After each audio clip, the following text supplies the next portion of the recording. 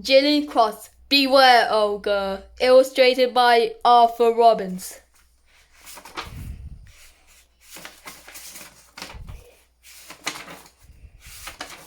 Outside's are horrible. Fiona hated crust and skin and peel and all through thought chewy outsides are things, but people never stop nagging her about them.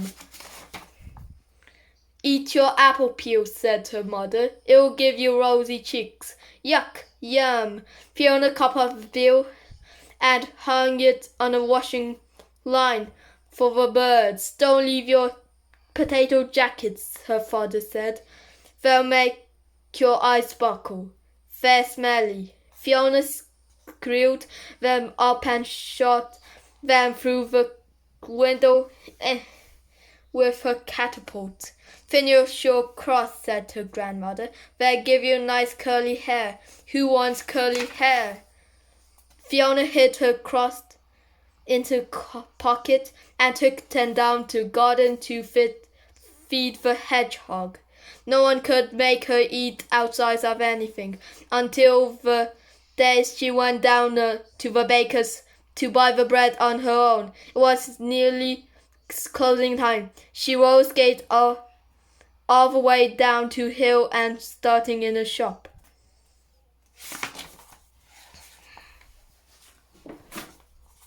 A large brown loaf and 3 donuts, please, Fiona said. Yes, ma'am. The baker put them in her backpack and smiled at her. How about a little treat, a nice crusty roll? No, thank you.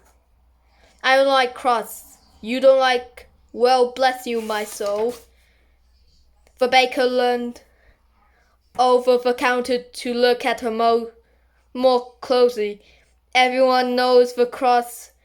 The best part, it makes your hair curl. I don't want curly hair. Crusts are horrible, said Fiona. So is a rice pudding skin, an apple peel, and anything that comes on the outside of fruit. I hate outsides. Do you know, said the baker. Well, fancy that. Maybe I'll to send my friend Olga to see you.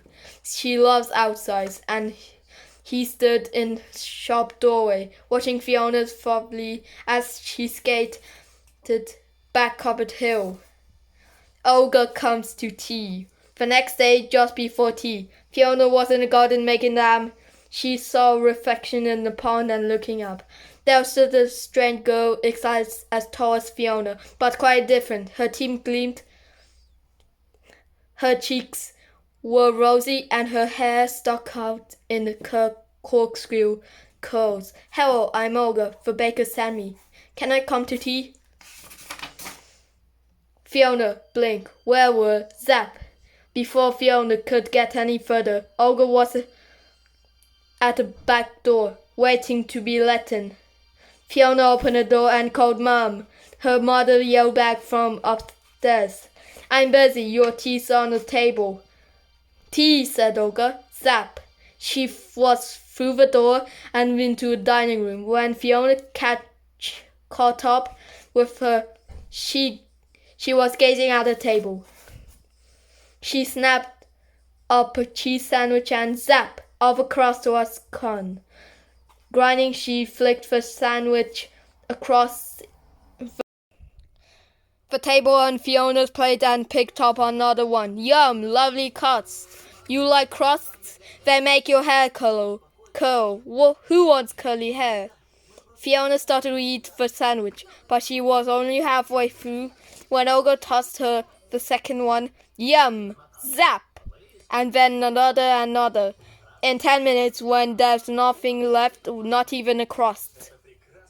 Fiona swallowed her last mouthful and looked at the table. What's next? Warm milk and blancmange and then little cakes. Olga looked at warm milk, and her eyes gleamed. Skin, she grabbed the mug and hooked the skin off with her long pink tongue. Then she passed the milk back to Fiona. Fantastic, Fiona. Took the milk and looked hopefully at blancmange. Could you? Olga smiled. Snap! Blancmange's skin vanished grinned. This is real good, and she took a huge spoonful of blancmange. Before she could swallow it, Olga turned to take cakes. Outside's for me, inside's for you, okay?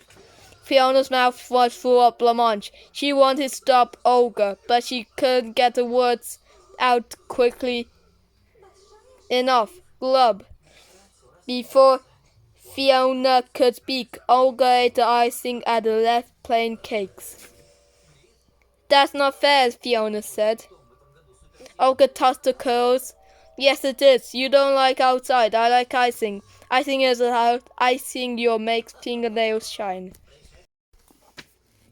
What's next? Olga looked around and she saw a fruit bowl on a slide board. Zap!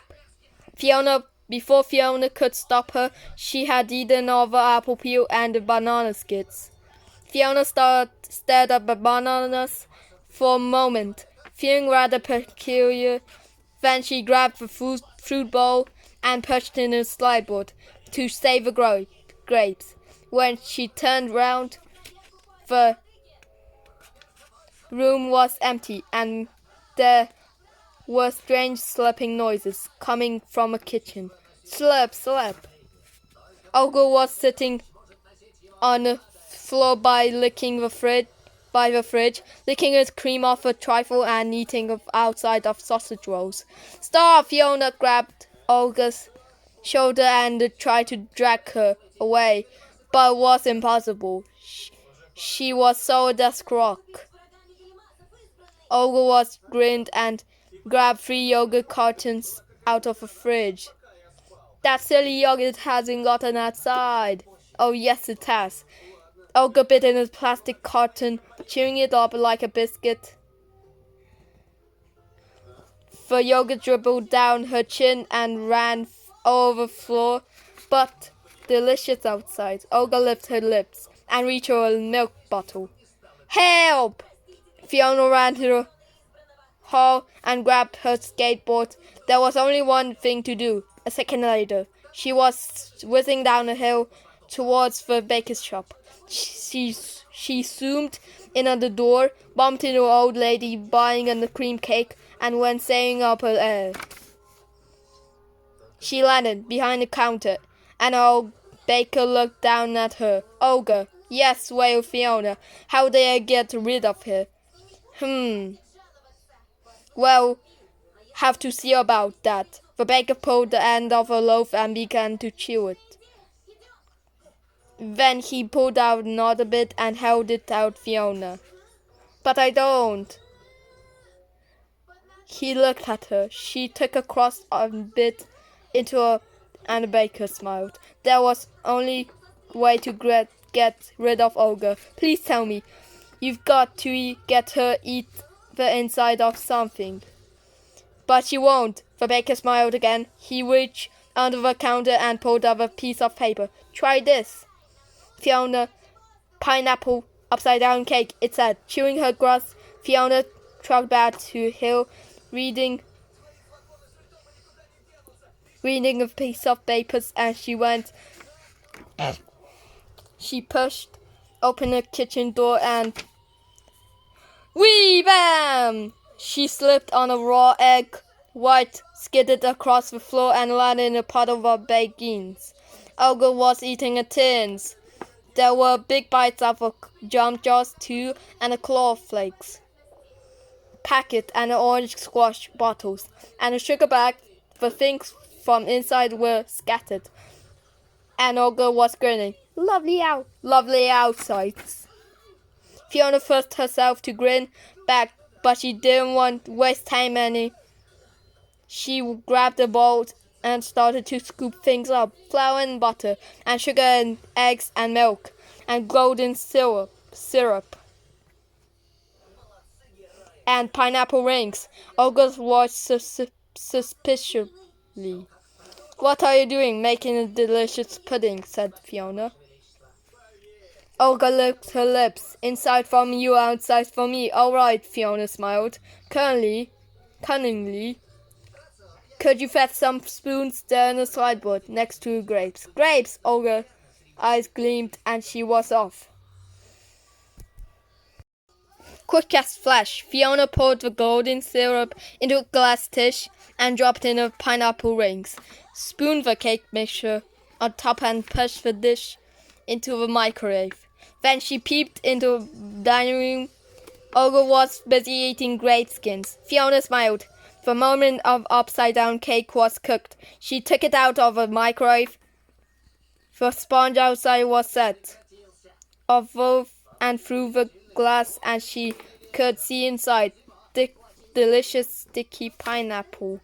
Running a knife round the edge of a spoon, she put a plate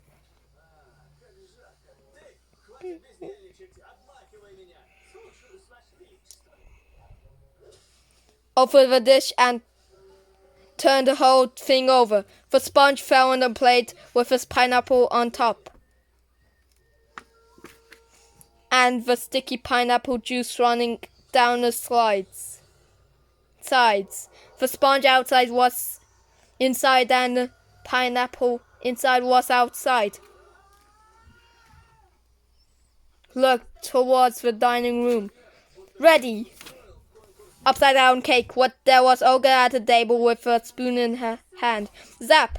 As Fiona put the pudding out to the table, she stared at it, licking her lips with a long pink tongue. Then, snatch, gobble, gulp, yum. The pineapple vanished, and only the plain sponge was left. Olga pushed the pudding across to Fiona. You can have that, said Olga. Fiona took a deep breath. I don't like outside. Then she said outside. Olga looked out and the remains of pudding and turned pale. What was that? Pineapple upside down cake. Olga stared for a moment and began to shriek. Ah! Her hair shot out over her head in long, straight spikes. Her rosy cheeks turned green, and her neat white teeth cracked from the top to bottom. She jumped to her feet and pointed her finger to Fiona. You! Quick as flash, Fiona snatched up a sausage roll with all the sides gone. Here you are, more nice insides. Olga gave a loud, terrible wail and towered up taller and thinner until there was a flash of light and puff of thick black smoke. Olga vanished and whirlwind hit the kitchen. Clatter, crash, sploosh.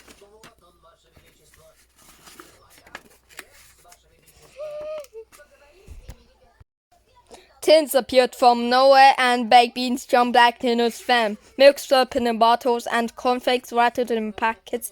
Eggshells flew through the air and snapped together, and cream squirted itself in swirls on to the trifle.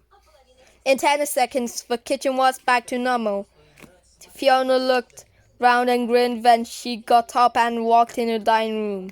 The fruit bowl was standing on a slide board. The apples and had their peel back, and so did the bananas, and each grape had its own unbroken skin. Thank goodness, thought Fiona. Everything comes back. Then she remembered something and she turned round to look at the table. All the crust from her sandwiches had come back, too. They were piled up in a big heap. For a moment she stared at them, thinking about Olga. Then she sat down. Quickly she chewed each crust and swallowed it until there was nothing left, just in case. From that day off, Fiona ate heavy crust. She was given a blancmange skin too, an apple peel, and every other skin and rind and peel. She wasn't taking any risk. Her cheeks grew rosy and her eyes sparkled. Her teeth gleamed and her fingernails shone. And her hair was beautifully. Even grown-ups don't know everything. Fiona hates the outsides of things, skin and peel and crusts. She refused to eat any of them. So when Olga comes to tea, Fiona is delighted, for Olga loves eating outside. For only trouble is she doesn't know when to stop. A hilarious cautionary tale by Smarty's book prize winner and Carnegie medalist Gillian Cross. The end.